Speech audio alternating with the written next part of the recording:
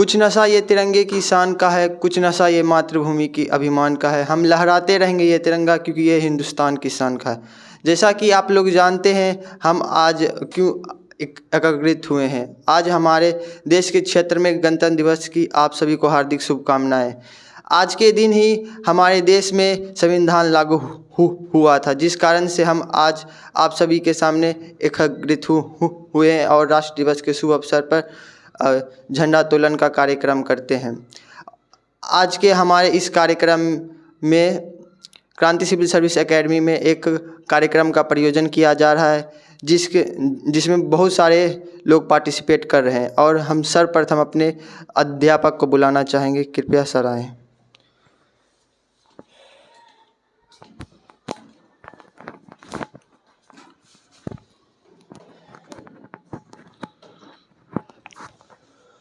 इसने भरा नमस्कार सभी को, जितने भी स्टूडेंट्स यहाँ पे उपस्थित हैं और जितने भी स्टूडेंट्स आप डिजिटली देख रहे हैं।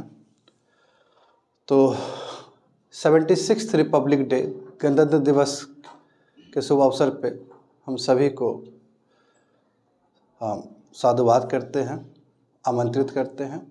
और ये हमारे लिए बहुत ही फ़ख्र का विषय है कि अभी तक हम लोग 76th ईयर तक बहुत ही सक्सेसफुल तरीके से डेमोक्रेसी को आगे ले गए हैं।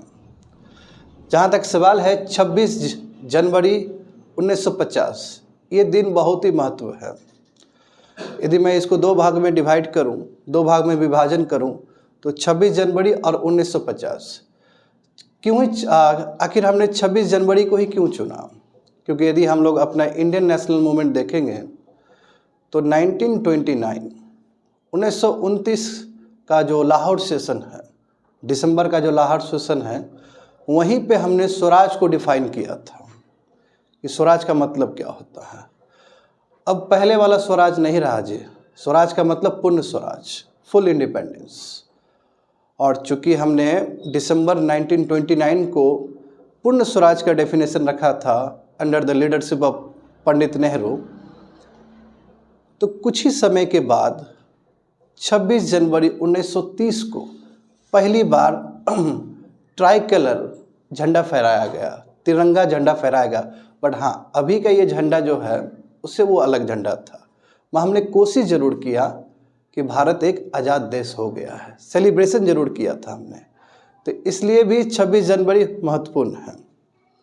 जहाँ तक सवाल है संविधान का, तो हमारा संविधान जो है 26 नवंबर 1949 को ही उसका बहुत सारा अंश लागू हो चुका था। बट उसके बावजूद भी हमने 26 जनवरी 1950 को ही चुना है। एक रीज़न क्या है 26 जनवरी? क्योंकि उससे पहले हम लोग इंडियन नेशनल मूवमेंट में 26 जनवरी को बहुत ही एक इम्पॉर्टेंट डे के रूप में मनाए थे। अच्छा, जहाँ तक सवाल है असेसमेंट का कि हमने क्या पाया, हमने क्या खोया, तो उससे पहले हम लोग समझने का प्रयास करते हैं। कॉन्स्टिट्यूएंट असेंबली, जहाँ पे संविधान से संबंधित डिस्कशन हो रहे थे, चर्चा हो रहे थे, तो बहुत सारे कमेटी थे। उसमें एक कमेटी ड्राफ्टिंग कमेटी भी थे कॉन्स्टिट्यूशन का, और उसमें बहुत सारे इम्पोर्टेंट मेंबर्स थे। और उस ड्राफ्टिंग कमेटी के जो चेयरमैन थे स्वयं डॉक्टर B.R. अम्बेडकर साहब थे, बाबा साहब भीमराव अम्बेडकर साहब, और वो चेयरमैन थे। और उनके अंदर बहुत सारे और भी लॉयर्स थे, जैसे K.M. मुंशी साहब थे, अयंगर थे, अय्यर थे, ठीक है, बड़े बड़े नाम हैं ये। T.T. कृष्णमाचारी भी थे। तो बहुत बड़े नाम हैं और हम लोग को हमेशा कृतज्ञ रहना चाहिए, हमेशा ग्रैटिट्यूड शो करना चाहिए ऐसे लीडर्स को लेके, क्योंकि इनके मेहनत के वजह से लगभग 3 साल के अंदर संविधान तैयार हुआ। और ठीक संविधान बनने से एक दिन पहले इलेक्शन कमीशन ऑफ इंडिया बना, 25 जनवरी 1950 को। अब मैं इलेक्शन कमीशन ऑफ इंडिया का बात क्यों कह रहा हूँ? क्योंकि यदि डेमोक्रेसी को कोई सबसे आगे ले जा सकता है तो इलेक्शन कमीशन ऑफ इंडिया ही है। आखिर हम संविधान क्यों लागू किए, उसके पीछे क्या कारण है? ताकि देश अच्छे व्यवस्था से चल सके, देश राजा रजवाड़ा का ना हो, देश हम लोग का है। We the people of India, हम भारत के नागरिक तय करेंगे कि भारत का स्वरूप क्या होगा। और बिल्कुल हाँ, क्रिटिसिज्म हो सकता है, क्रिटिसिज्म हो सकता है, आलोचना हो सकता है, क्योंकि 76 ईयर्स कोई छोटा वक्त नहीं होता है। चाहे इंदिरा गांधी का इमरजेंसी का वक्त हो तो थोड़ा बहुत डेमोक्रेसी पे असर पड़ा ही था। और यदि सत्ता पे बैठा है और वो सही इलेक्शन के थ्रू नहीं जाता है तो संविधान पे एक सवाल उठता ही है। मगर उसके बावजूद भी इस संविधान ने बहुत ऐसे कुछ दिए हैं जिसके वजह से अभी भी कम से कम इलेक्शन के टाइम में पॉलिटिशियन को डोर टू डोर जाना तो पड़ता है, घर घर जाना तो पड़ता है अपील करने के लिए। ये बड़ी बात है। यदि आप चाइना देखोगे, यदि आप वेस्टर्न एशिया देखोगे ना, तो वहाँ पे ऐसा नहीं है, वहाँ पे ऐसा है ही नहीं। वहाँ पे just like a monarchy rule. Bharat में ऐसा नहीं है। We are very fortunate. हम लोग बहुत लकी हैं कि अभी भी चाहे लोकसभा का चुनाव हो, चाहे विधानसभा का चुनाव हो, चाहे नगर निगम का चुनाव हो, चाहे पंचायत का चुनाव हो, और जो भी कैंडिडेट उठ रहे हैं वो डोर टू डोर जाते हैं। That is the power of constitution. ठीक है, एक दिन तो अंबानी, अडानी और जो सामान्य आदमी है, एक दिन तो कम से कम बराबर होता है इस देश में। And it is just because of the constitution. जहाँ तक कॉन्स्टिट्यूशन का वैल्यूज़ का सवाल है, fundamental rights, DPSP, fundamental duty और भी बहुत सारे ऐसे प्रोविजंस हैं जो यदि इंसान अपने जीवन में उतार लेना तो हमेशा एथिकल रास्ते पे ही चलेगा। वो हमेशा अच्छे वैल्यूज़ को कैरी करेगा। संविधान अपने आप में ग्रंथों का ग्रंथ है। यदि आप आर्टिकल 25 देखेंगे, 26 देखेंगे तो उसे समझ में आता है कि ये संविधान हमें अपने रिलीजन को भी फॉलो करने का परमिशन देता है कि आप किसी भी संप्रदाय से हो, आप कहीं से भी हो, आप अपना रिलीजन फॉलो कर सकते हो। इसका मतलब ये संविधान हमें गीता पढ़ने का भी अनुमति देता है, कुरान पढ़ने का भी अनुमति देता है। तो ऐसे संविधान का तो जय जयकार होना चाहिए।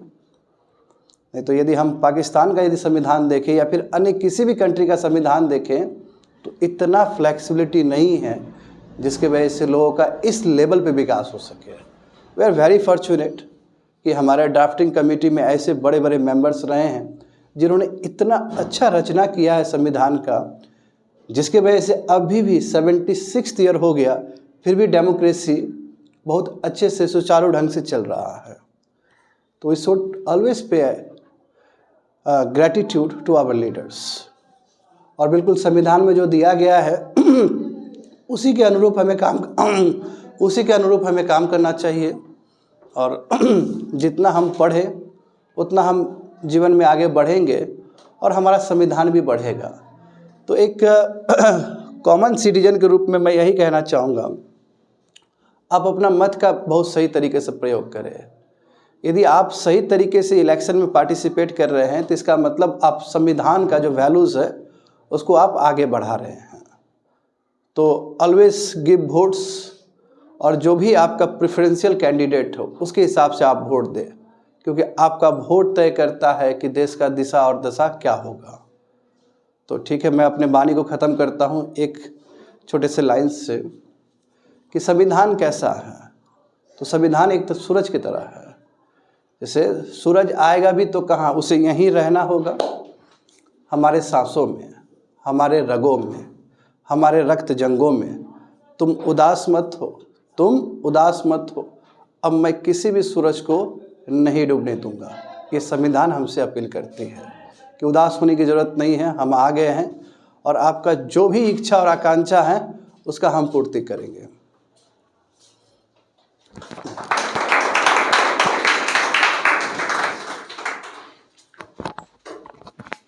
एक बार फिर से सर के लिए जोरदार तालियां बजाइए आप सब लोग।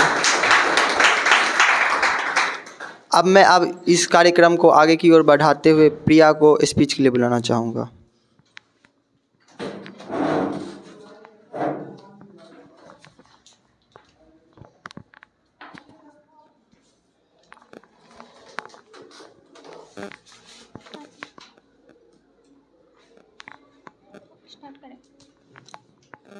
सुप्रभात सभी को। आज हम सब यहाँ एक महत्वपूर्ण और ऐतिहासिक दिन 26 जनवरी को मनाने के लिए एकत्र हुए हैं। यह दिन हमारे देश की स्वतंत्रता और लोकतंत्र के गौरव का प्रतीक है। 26 जनवरी 1950 को हमारा संविधान लागू हुआ था। हमारे संविधान का उद्देश्य देश के प्रत्येक नागरिक को समानता, स्वतंत्रता और न्याय का अधिकार देना था। आज के इस अवसर पर हम उन महान नेताओं और शहीदों को श्रद्धांजलि अर्पित करते हैं जिन्होंने हमें स्वतंत्रता दिलाने के लिए अपने प्राणों की आहुति दी। 26 जनवरी हमें सिर्फ इतिहास नहीं याद दिलाता, बल्कि यह हमें अपने वर्तमान और भविष्य की जिम्मेदारियों का एहसास भी कराता है। क्या हम अपने देश के प्रति अपनी जिम्मेदारी को समझते हैं? क्या हम इस राष्ट्र की प्रगति में अपना योगदान दे रहे हैं? ये सवाल हमें खुद से पूछने चाहिए। हमारा संविधान हमें सिर्फ अधिकार नहीं देता, बल्कि यह हमारे कर्तव्यों को भी महत्वपूर्ण बनाता है। एक अच्छा नागरिक वही है जो न केवल अपने अधिकारों का पालन करता है, बल्कि अपने कर्तव्य को भी निभाता है। 3 रंग का नहीं वस्त्र, ये ध्वज देश की शान है, हर भारतीय के दिलों का स्वाभिमान है। यही है गंगा, यही हिमालय, यही हिंद की जान है, और 3 रंग में रंगा हुआ यह अपना हिंदुस्तान है। ये भारत कोई भूमि का टुकड़ा नहीं है, एक जीता जागता राष्ट्र पुरुष है। अटल जी ने कहा था, ये वंदन की धरती है, अभिनंदन की धरती है, ये अर्पण की भूमि है, ये तर्पण की भूमि है। इसकी नदी नदी हमारे लिए गंगा है, इसका कंकड़ कंकड़ हमारे लिए शंकर है। हम जिएंगे तो इस भारत के लिए और मरेंगे तो भारत के लिए। मैं उस देश की नागरिक हूँ जहाँ छत्रपति शिवाजी महाराज और सम्राट अशोक जैसा राजा था। मैं उस देश की नागरिक हूँ जहाँ हर 50 मील पर रूप, पहनावा, मजहब बदल जाता था। मैं उस देश की नागरिक हूँ जहाँ डाल डाल पर सोने की चिड़िया को पाया जाता था। मैं उस देश की नागरिक हूँ जिसे अपने भूगोल से पहले इस ब्रह्मांड का भूगोल समझ आता था। India is already a connected nation. Now how? NASA has reportedly stated that the sound of the rotation of Earth is Om, and we have been worshipping Om. We have been worshipping landscape, rivers, lakes since ages now, which state that our culture is born out of geography of country. Thank you. Jai Hind, Jai Bharat.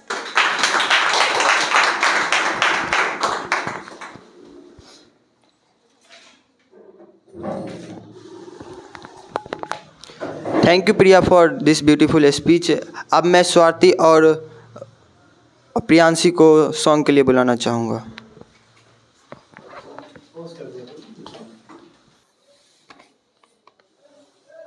ए वतन वतन मेरे आबाद रहे तू, ए वतन वतन मेरे आबाद रहे तू, मैं जहाँ रहूँ जहाँ मैं याद रहे तू, मैं जहाँ रहूँ जहाँ मैं याद रहे तू। ए वतन मेरे वतन, ए वतन मेरे वतन, तू ही मेरी मंजिल है पहचान तुझी से, तू ही मेरी मंजिल है पहचान तुझी से। पहुँचूँ मैं जहाँ भी मेरी बुनियाद रहे तू, पहुँचूँ मैं जहाँ भी मेरी बुनियाद रहे तू। ए वतन मेरे वतन, ए वतन मेरे वतन, तुझ पे कोई गम की आँच आने नहीं दूँ, तुझ पे कोई गम की आँच आने नहीं दूँ। कुर्बान मेरी जान तुझ पे साध रहे तू, कुर्बान मेरी जान तुझ पे साध रहे तू। ए वतन वतन मेरे, ए वतन वतन मेरे रहे तू, मैं जहाँ रहूँ जहाँ मैं याद रहे तू। Thank you. Thank you Priya and Swati for beautiful song. अब मैं आयुषी को स्पीच के लिए बुलाना चाहूँगा। आप सभी को सुप्रभात। गणतंत्र दिवस की हार्दिक शुभकामनाएं। और मैं गणतंत्र दिवस के अवसर पर स्पीच बोलने जा रही हूँ। यही आगाज़ है मेरा, यही अंजाम होना चाहिए, वतन पर मर मिटने का सदा अरमान होना चाहिए। चाहे आप गीता पढ़ते हो या कि कुरान, आपके सीने में सदा हिंदुस्तान होना चाहिए, आपके सीने में सदा हिंदुस्तान होना चाहिए।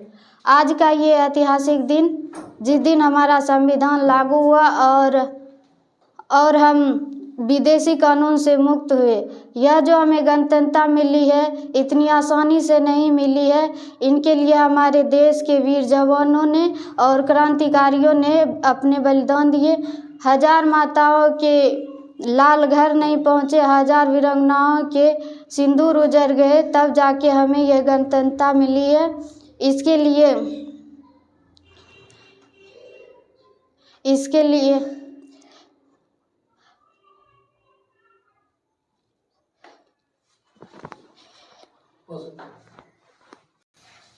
और हम उन वीरों के बदौलत ही आज हम इस खुले आसमान में बिना किसी परतंत्रता के स्वतंत्र रूप से पर जश्न मना रहे हैं। चूमा था उन वीरों ने फांसी का फंदा, यूं ही नहीं मिली आज़ादी खैरात में। अंग्रेज तो चले गए, लेकिन अभी हमारे देश में कुछ अंग्रेज मौजूद हैं जो फूट डालो और शासन करो की नीति में विश्वास रखते हैं और अपनी राजनीतिक रोटी सेकने के लिए इस गणतंत्र भारत में लोगों को धर्म के नाम पर और जाति के नाम पर लड़ाते नजर आते हैं। उनके लिए सिर्फ इतना कहूँगा, खूब बहती है अमन की गंगा बहने दो, खूब बहती है अमन की गंगा बहने दो, मत फैलाओ देश में दंगा रहने दो, लाल हरे रंग में ना बांटो हमको, मेरे छत पर एक तिरंगा रहने दो। जय हिंद, जय भारत, जय गणतंत्र। दे सलामी इस तिरंगे को जिससे तेरी शान हो, सर हमेशा ऊंचा रखना जब तक दिल में जान हो। इसी शब्दों के साथ मैं अब इस कार्यक्रम को आगे की ओर बढ़ाते हुए शैलजा दी को शायरी के लिए बुलाना चाहूँगा। शुभ दिन आप सभी को, गणतंत्र दिवस की बधाई। आज मैं ज़्यादा तो नहीं, बस 2 शायरी सुनाने वाली हूँ आप सभी लोगों को। टूटे और बिखरने का चलन मांग लिया, टूटे और बिखरने का चलन मांग लिया, हमने हालात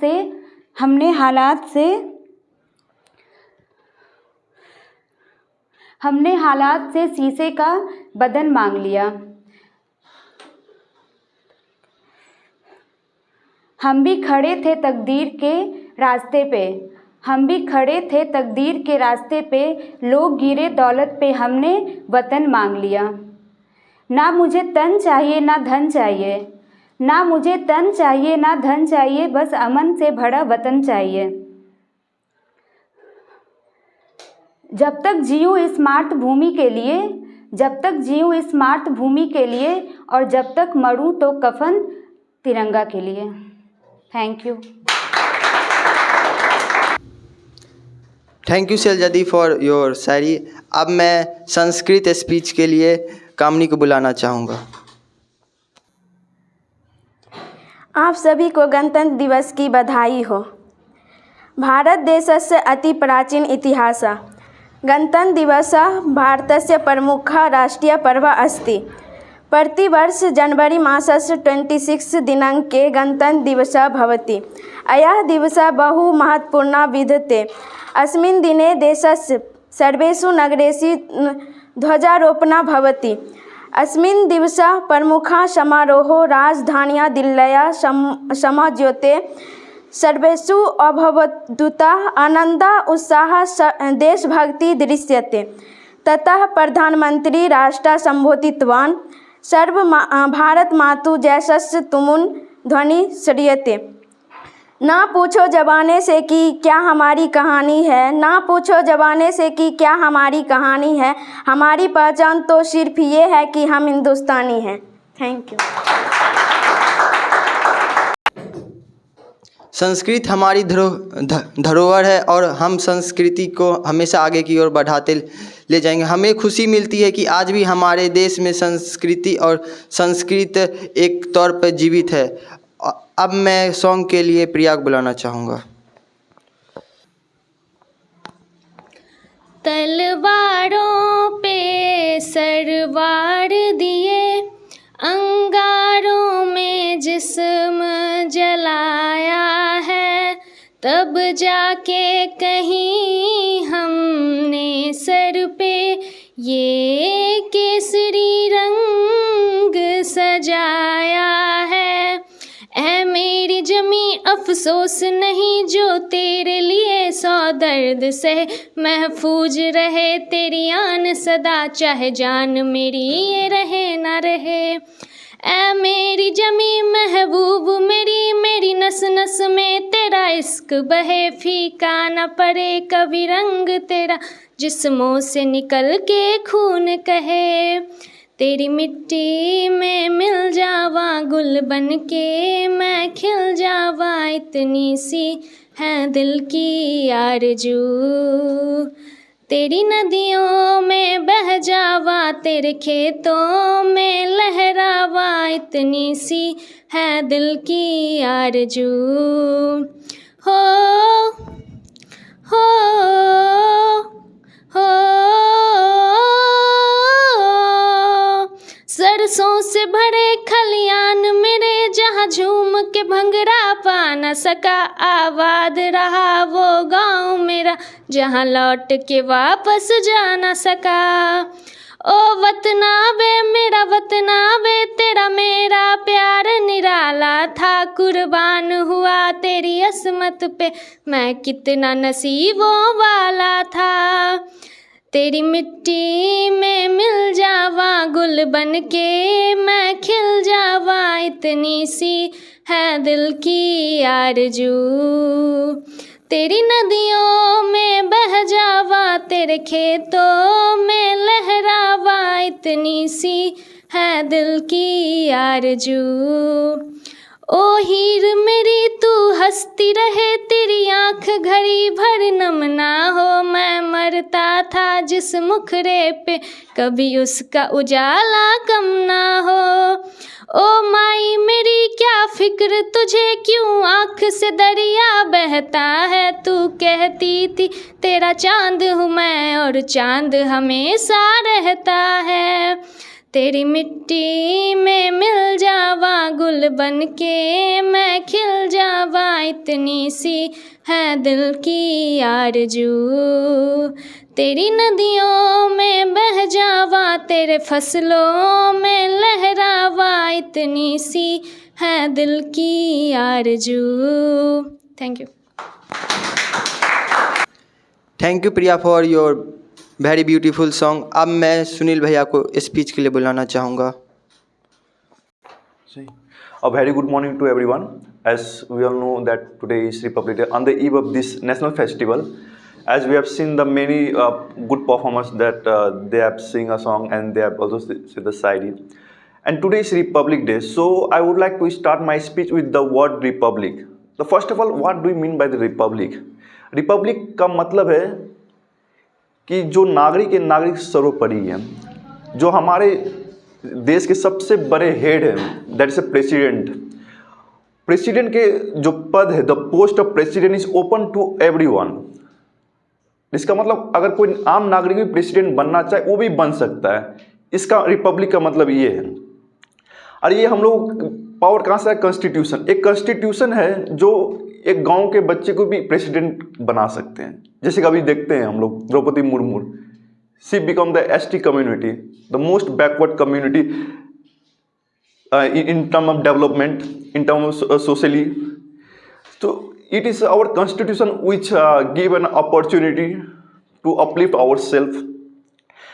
और ये कॉन्स्टिट्यूशन ने हमें दिया है, और हमने क्या दिया उनको? हम भी तो कुछ देना हम भी तो कुछ दें उनको। ये देश के जितने भी हमारे फ्रीडम फाइटर्स रहे at the time of independence, भले हमें 1947 15 अगस्त को हम लोगों को आज़ादी मिल गया, पर वो आज़ादी एक ऐसा था, मतलब जैसे कि हम घर बनाते हैं तो उसका बेस बना था 1947, पर पूरा मकान कब कंप्लीट हुआ? 26 जनवरी 1950 को। और ये हमारा कर्तव्य है, that is it is our fundamental duties under the constitution to celebrate. It is खाली सेलिब्रेट, खाली आके जनगण गाने से ये सब कुछ करना चाहिए, पर only doing this is not going to make our country developed. So जैसे कि अब हम लोग सोचेंगे तो डेवलपमेंट का परिभाषा क्या होगा? डेवलपमेंट का परिभाषा बहुत सारा है। जैसे कोई अच्छे क्रिकेटर हैं तो वो भी हमारे देश के नाम ऊंचे कर रहे हैं, कोई अच्छे सिंगर है वो भी देश के नाम ऊंचे कर रहे हैं, कोई अच्छे पॉलिटिशियन वो भी देश के लिए आगे कर रहे हैं। और हमारे जैसे नागरिक जो बहुत सामान्य ग्रुप से आते हैं, तो हमारा क्या होना चाहिए? तो सबसे बेस्ट मेरे थॉट में ऐसा है, अपने आप पे काम करो, अपने आप पे काम करो, देश अपने आप ही चमक जाएगा। For example I want to say, जैसे मान लीजिए एक बहुत बड़ा बिल्डिंग है, उसमें बहुत सारे कमरे हैं। अगर एक आदमी को ड्यूटी दे दिया जाए कि पूरा बिल्डिंग साफ करो, इट इज़ वेरी डिफिकल्ट, बहुत हफाजाट हो जाएगा और कर भी नहीं पाएंगे। तो सबसे बेस्ट उपाय क्या है, जो जिस रूम में रहते हैं उसको साफ कर दो, ऑटोमेटिकली पूरा बिल्डिंग ही साफ हो जाएगा। मेरा कहने का मतलब ये है, अपने आप पे काम करिए। The best way to develop our country, अपने आप पे काम करिए। अगर आप कल के दिन में अच्छे लोग बन जाते हैं तो obviously you are going to represent the country and country will automatically get the appraisal from the other side. जैसे कि आज हमारे दिल्ली में भी प्रधानमंत्री मोदी जी कर रहे हैं, तो इंडोनेशिया के डिप्लोमेट्स आज आ रहे हैं। ये सब कैसे हो रहा है कि वो जब आएंगे हमारे संस्कृति और कल्चर को देखेंगे कि इंडिया सिर्फ एक डेवलप कंट्री की तरफ नहीं बढ़ रहा है, बल्कि अपने कल्चर को भी लेके चल रहा है। और अभी के टाइम में क्या हो गया, मतलब ये 21st सेंचुरी में जेनजी जो हमारे बहुत अभी चलते हैं न्यूज़ में, तो करते क्या है, सिर्फ वेस्टर्नाइजेशन की तरफ भाग रहे हैं। तो westernisation is not bad, we must upheld that one, because westernisation give you the logic, जीने का तरीका, साइंस के दृष्टिकोण से देखने का तरीका। But at the same time easternization is also important.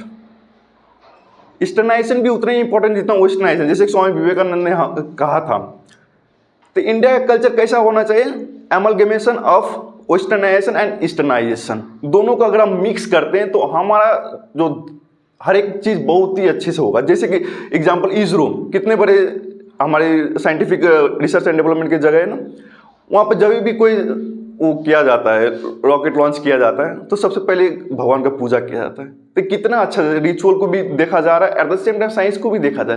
तो यही चीज़ें हम सभी लोग जो हमारे कॉन्स्टिट्यूशन के दिए हुए रास्ते हैं, डॉक्टर B.R. अम्बेडकर के द्वारा बनाए गए कॉन्स्टिट्यूशन के दिए हुए रास्ते में हम लोग चले, और हमारा कॉन्स्टिट्यूशन इतना अच्छा है, इतना अच्छा है। अगर हम लोग सिर्फ कॉन्स्टिट्यूशन का अगर 10 साल भी अच्छे से पालन करें तो मुझे नहीं लगता कि इंडिया का कोई बराबर भी कर सकता है। इस लेवल का अच्छा ही है।